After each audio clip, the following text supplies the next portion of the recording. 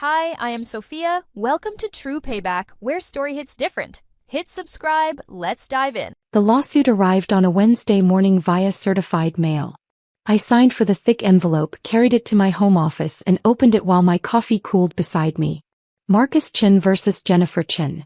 Complaint for fraud, misrepresentation, and financial elder abuse. I read the opening paragraph 3 times, certain I'd misunderstood something fundamental about reality. My brother Marcus was suing me for defrauding our late mother. According to the complaint, I had systematically manipulated and deceived Elizabeth Chen during her final years, extracting substantial financial resources through false representations of business success and fabricated investment opportunities. The lawsuit claimed I'd convinced Mom to give me over $400,000, money that rightfully should have been split between Marcus and me as inheritance. The problem with Marcus's lawsuit was simple. It was completely fictional. Mom had passed away 18 months ago after a brief battle with pancreatic cancer. In her final year, I'd been her primary caregiver, taking leave from my work to manage her medical appointments, coordinate her care, and simply be present. Marcus had visited twice. Once when she was diagnosed, once 3 days before she died. Mom's estate had been straightforward. She'd left her modest house to be sold and the proceeds split between us equally. Marcus received $127,000. I received $127,000. Her lawyer, Thomas Wright, had executed everything by the book. There were no hidden assets, no mysterious transfers, no disputed amounts. Except now Marcus claimed otherwise. He alleged that I'd received an additional $400,000 in loans and investments that Mom had hidden from him. Money that I'd obtained fraudulently and needed to return, with damages, interest, and legal fees. I called Thomas Wright immediately. "Jennifer, I heard about the lawsuit." His voice was grim. "Marcus's attorney contacted me last week demanding financial records. I've already sent him everything. Your mother's estate was crystal clear. There are no hidden transfers." "Then why is he doing this?" "Honestly, I think he's struggling financially and looking for a payout. The claims are baseless, but lawsuits are expensive to defend even when you're innocent. Many people settle just to avoid legal costs. I'm not settling. I didn't think you would. But be prepared, this will get ugly." He was right.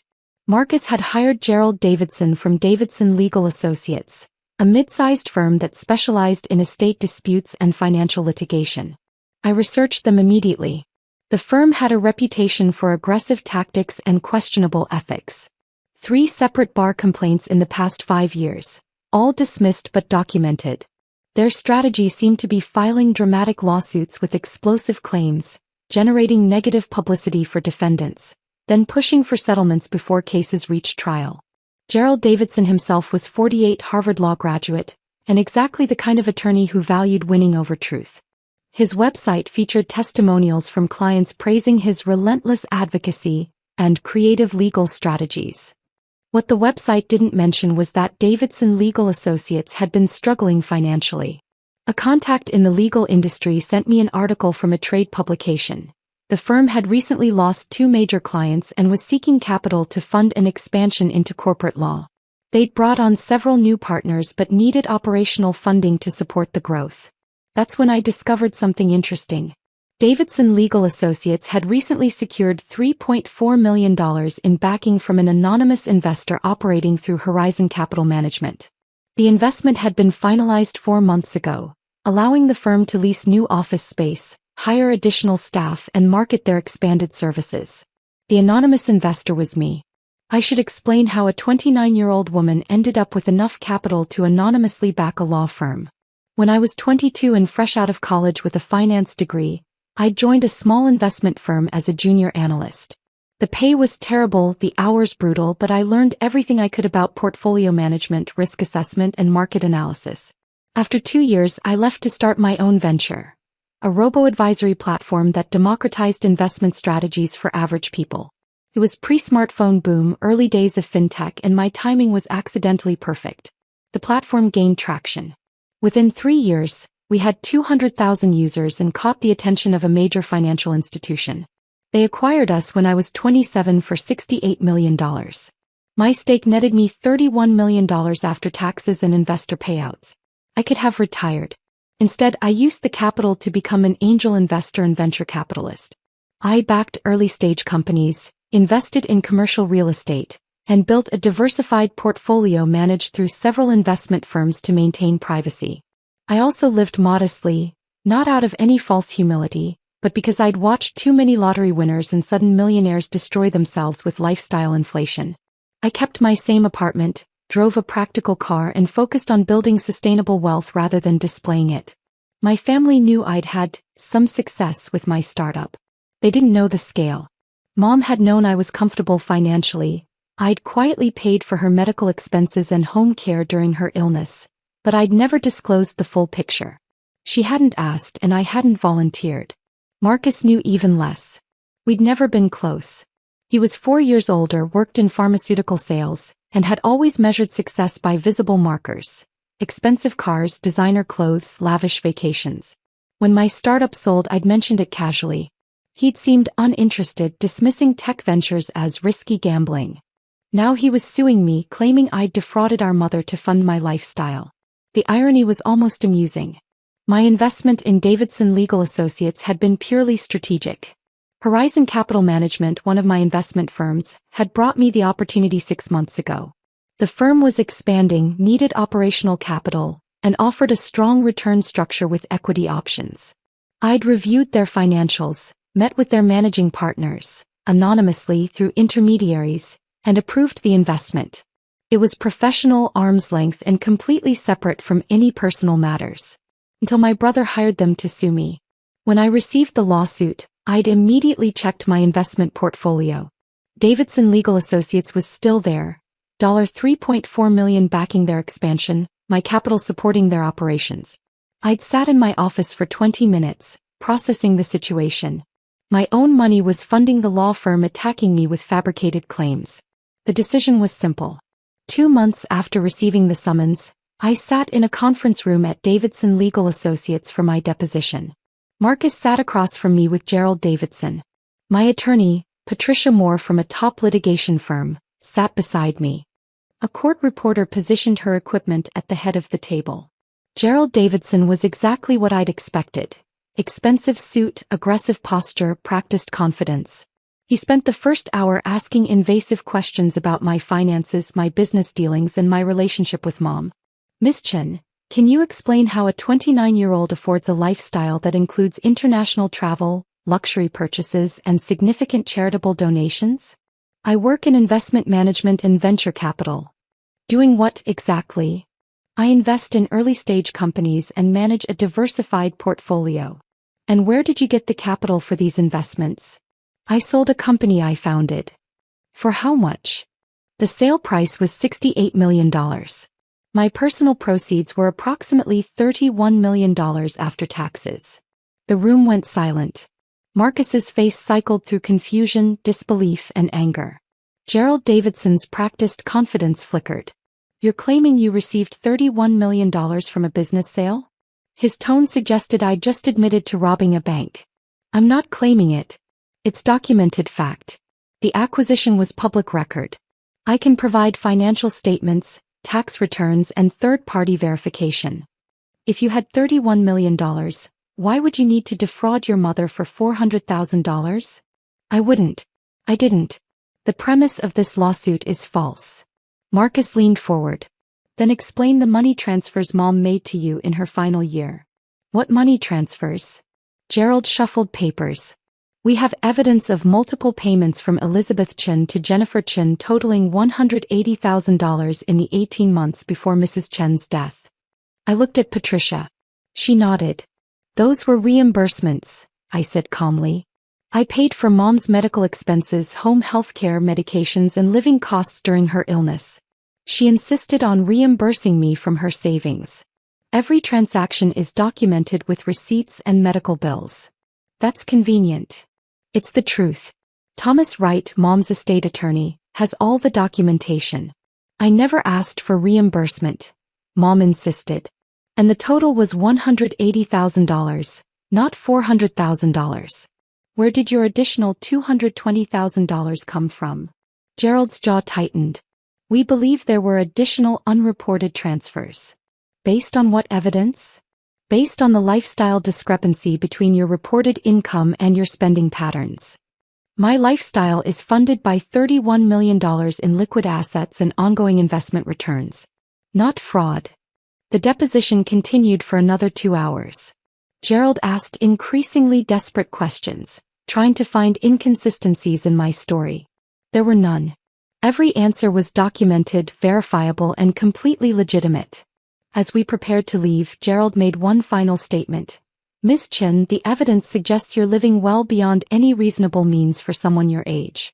No one your age earns what you claim without illegal activity. I met his eyes. Is that a legal argument or a personal opinion? It's reality. Then reality should be very interesting when we get to trial. The preliminary hearing was scheduled for a Tuesday morning, 3 months after the initial lawsuit. It was a procedural formality. Marcus's attorney would present his case for why the lawsuit should proceed to trial. My attorney would argue for dismissal and the judge would rule. I arrived early, dressed professionally but not ostentatiously. Patricia met me in the hallway. They're going to argue that the case has merit based on circumstantial financial discrepancies, she said. We'll counter with documentation of your legitimate income sources. The judge will likely let it proceed to discovery, but I'm confident we'll get it dismissed before trial. How long? 6 months, maybe a year. That's a long time to have this hanging over me. Unfortunately, that's exactly what they're counting on. They want you worn down enough to settle. We entered the courtroom. Marcus and Gerald Davidson were already seated at the plaintiff's table. Marcus wouldn't meet my eyes. Gerald had that same practiced confidence, shuffling papers with theatrical efficiency. Judge Sarah Brennan entered and we rose. She was in her late 50s. Reputation for no-nonsense rulings and impatience with frivolous litigation. Gerald presented his case with dramatic flair. Your Honor, this case involves a clear pattern of financial manipulation and fraud. The defendant systematically deceived her elderly mother, extracting substantial funds through false pretenses. She claims to have legitimate income from business ventures, but the numbers simply don't add up for someone her age. Judge Brennan looked unimpressed. Does your client have actual evidence of fraud, or just suspicions based on age? We have evidence of financial transfers, lifestyle inconsistencies, and a pattern of behavior suggesting. Evidence or suspicion, Mr. Davidson? We believe discovery will reveal. I asked what you have now. Gerald pivoted. We have documented transfers totaling $180,000 from Elizabeth Chen to Jennifer Chen. We have evidence that Jennifer Chen lives a lifestyle far exceeding typical income for someone in their 20s. And we have concerns about the legitimacy of her claimed business success. Ms. Moore. Judge Brennan turned to Patricia. Patricia stood. Your Honor, every transfer Mr. Davidson mentioned was a reimbursement for medical expenses the defendant paid on behalf of her mother. We have receipts, medical bills, and documentation proving every dollar. As for the defendant's income, she sold a technology company for $68 million. The acquisition was public record, covered by business media, and fully documented by the SEC. Her success is legitimate, verifiable, and has nothing to do with her mother's estate. Judge Brennan looked at Gerald. Do you have evidence contradicting these claims? We believe the business sale figures are exaggerated. Do you have evidence? Not yet, but... Then we're done here. This lawsuit appears to be based on a family dispute over inheritance, not actual fraud. I'm inclined to dismiss with prejudice unless you can show me something substantive. That's when Gerald made his fatal argument. Your Honor, with respect, no one this defendant's age legitimately earns what she claims. The entire premise strains credibility. We believe discovery will prove financial impropriety. Judge Brennan's expression hardened. Mr. Davidson, I'm not in the habit of allowing lawsuits to proceed based on your personal skepticism about young people's success. Do you have actual evidence of fraud? We have circumstantial. Actual evidence, Mr. Davidson. Not age discrimination disguised as legal argument. Gerald's face reddened. Your Honor, my client believes. Your client's beliefs aren't evidence. Judge Brennan looked at me directly. Ms. Chen, do you have documentation of your business sale and current income sources? I stood. Yes, Your Honor. I can provide acquisition agreements, financial statements, tax returns for the past 7 years, and third-party verification from the acquiring company. Provide those to Mr. Davidson within 10 days. Mr. Davidson, if those documents support Ms. Chen's claims, I expect you to withdraw this lawsuit immediately. If you proceed without evidence, I'll consider sanctions for frivolous litigation. We're adjourned. The gavel fell. Gerald Davidson looked shaken. Marcus stared at the table, realizing perhaps for the first time that his lawsuit was collapsing. Patricia and I gathered our materials. As we left the courtroom, I pulled out my phone and sent a message to my wealth manager at Horizon Capital Management. Effective immediately, withdraw all capital from Davidson Legal Associates. Complete the transaction within 72 hours per investment agreement terms. No exceptions. I hit send. Gerald Davidson's phone started buzzing in his pocket. My wealth manager, David Kim, called me 30 minutes later. Jennifer, I received your message about Davidson Legal Associates. Just to confirm, you want to withdraw the full $3.4 million investment. Correct. This will likely cause significant operational problems for the firm. They've used the capital to lease new office space and hire staff. A sudden withdrawal. I understand the implications. Process the withdrawal. May I ask why? The firm is currently suing me for fraud based on fabricated claims. I don't fund entities that attack me with baseless litigation. David was silent for a moment. Understood. Per the investment agreement, we'll provide 72 hours notice. The withdrawal will be complete by Friday morning. Thank you, David. For what it's worth, their managing partners are going to panic. This represents nearly 60% of their expansion capital. That's unfortunate, but they should have done better due diligence on their clients' claims before filing frivolous lawsuits. We hung up.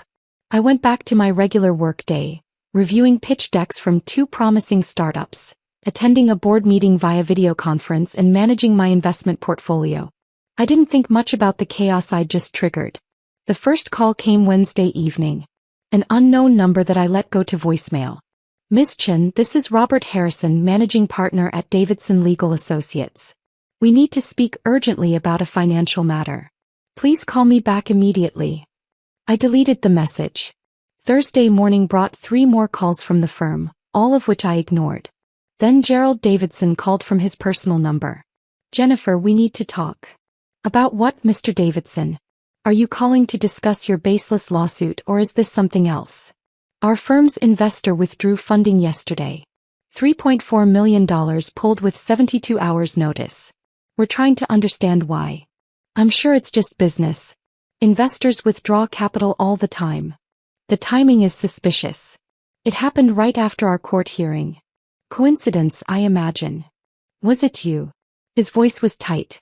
Are you the investor? I'm afraid I can't discuss my private investments.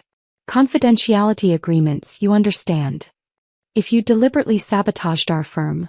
Mr. Davidson, are you threatening me? Because that seems unwise given that you're currently suing me and losing. He was silent for a long moment. What do you want? I want you to withdraw the lawsuit against me. I can't do that. Marcus is my client. Then I can't help you with your financial crisis. Good luck finding replacement funding. I hung up. By Friday afternoon, the situation at Davidson Legal Associates had reached critical mass. The withdrawal had triggered a cascade of problems. Without the $3.4 million in backing, they couldn't cover their expanded office lease. Their new hires, brought on specifically for the corporate law expansion, were suddenly unsustainable.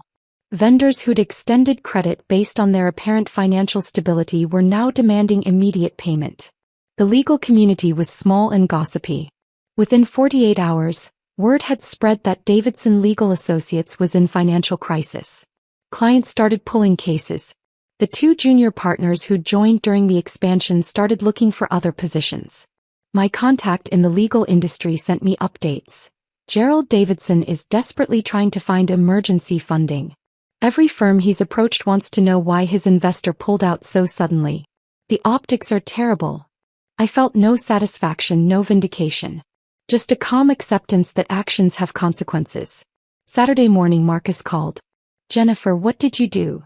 I withdrew an investment that no longer aligned with my portfolio strategy. You destroyed Gerald's firm. They're talking about bankruptcy. I didn't destroy anything. I simply removed my financial support. If their business model couldn't survive without one investor, that's a structural problem, not my responsibility. You did this because of the lawsuit. I did this because funding entities that attack me with false claims is poor business strategy. It wasn't false. He stopped. Okay, maybe I was wrong about some details. But you should have shared your success with me. With the family. Instead you hid everything and let me think you were struggling. Why would you think I was struggling? Because you live in a normal apartment. You drive a regular car. You dress normally. You don't act like someone with $31 million. And that bothered you? It's weird, Jennifer. Normal people with that kind of money show it. Normal people with that kind of money often lose it. I chose substance over show. That's not weird, it's strategic. You made me look like an idiot. No, Marcus. You made yourself look like an idiot by suing your sister for fraud based on zero evidence and your assumptions about how wealthy people should behave. He was quiet for a long time. Gerald wants to settle. He's willing to drop the lawsuit if you'll reinvest in his firm. No. Jennifer. Marcus, I don't owe you or Gerald Davidson anything. You sued me with fabricated claims, put me through months of legal stress and tried to damage my reputation. Now you're facing consequences. That's not my problem to solve. You're my sister. Then act like I'm your sister. Drop the lawsuit because it's wrong, not because you want something from me. I can't afford to keep fighting this. Gerald says if we go to trial, you'll bury us in legal fees. Then drop it. And you won't reinvest in his firm? Marcus, even if I wanted to, which I don't, why would I invest in a law firm run by someone with such poor judgment that he filed a lawsuit without verifying basic facts? Gerald Davidson is a terrible attorney who took your case because he thought he could bully me into settling. That's not someone I'd ever fund. So his firm fails and it's all my fault. His firm fails because he built it on unstable financial practices and bad business decisions. You're just the catalyst that exposed the problems. Marcus hung up on me. Monday morning, Patricia called. Gerald Davidson just filed a motion to dismiss the lawsuit with prejudice. It's over. No settlement? No settlement. Complete withdrawal of all claims. He's also requested that the dismissal be sealed, probably to minimize the public record of this disaster. Will the judge agree? Probably. Judge Brennan was already irritated with him. She'll likely approve just to clear her docket. I felt a weight lift that I hadn't fully acknowledged was there. Thank you, Patricia. You're welcome. For what it's worth, this is the strangest case I've handled. The plaintiff's attorney destroyed his own firm in the process of losing. Poor business decisions compound quickly. After we hung up, I sat in my office watching the city below. The lawsuit was over. My reputation was intact. My capital was returned. And my brother had learned an expensive lesson about making assumptions. Davidson Legal Associates filed for bankruptcy protection within 2 weeks. Gerald Davidson dissolved the firm, laid off all staff and returned to solo practice. His reputation in the legal community was damaged beyond immediate repair.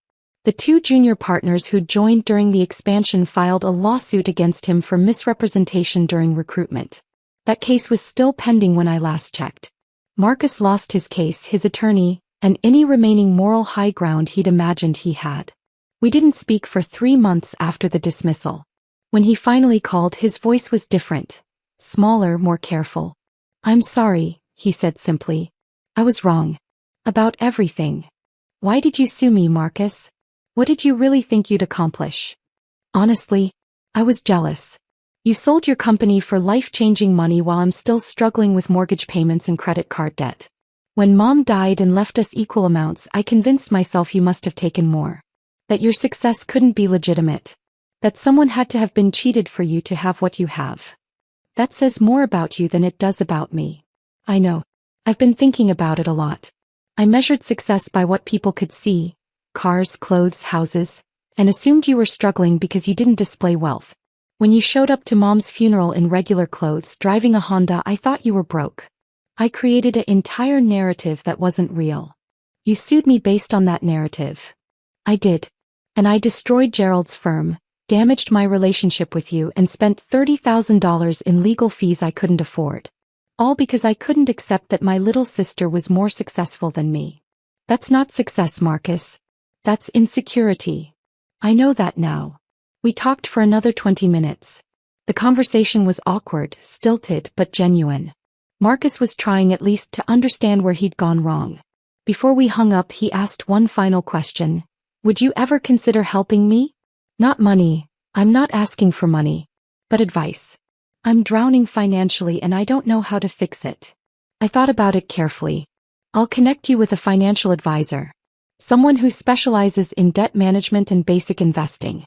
What you do with that information is up to you. Thank you. Marcus, don't sue your family members based on assumptions. And don't measure your worth by comparison to others. Those are the fastest paths to destroying your life. Learned that the hard way. I'm 30 years old now. My portfolio has grown. I've backed 3 more successful startups and sold equity stakes in 2 others. I serve on 4 corporate boards and mentor young entrepreneurs through a program I quietly fund. Marcus and I maintain cordial distance. He followed through with the financial advisor, consolidated his debt, and started rebuilding. We have dinner occasionally, awkward at first, now settling into something that resembles an adult-sibling relationship. He never asks about my money. I never offer specifics. We talk about movies, current events, and occasionally Mom. It's not close, but it's functional. Gerald Davidson sent me a letter 6 months after his firm's collapse. It was brief, handwritten, and surprisingly honest. You were right. I took your brother's case because I needed the fees and assumed you'd settle rather than fight. I made assumptions based on your age and appearance rather than facts. Cost me everything. I hope someday to rebuild my career with more integrity than I practiced before. I didn't respond. Some lessons don't need acknowledgement. The legal community occasionally references the case in hushed conversations. The lawsuit that destroyed the plaintiff's attorney instead of the defendant. It's become a cautionary tale about due diligence, frivolous litigation, and the dangers of underestimating opponents based on age or appearance. I continue living quietly, investing strategically, and building sustainable wealth. The people who need to know about my success know. Everyone else gets to make their own assumptions. And when those assumptions are wrong, that's not my problem to correct. I learned something valuable through this entire experience. Respect isn't something you demand or require. It's something people either choose to give you or they don't. And when they don't, you have every right to withdraw your support, financial or otherwise, and move on. My mother understood that. She never asked me to prove my success or justify my choices.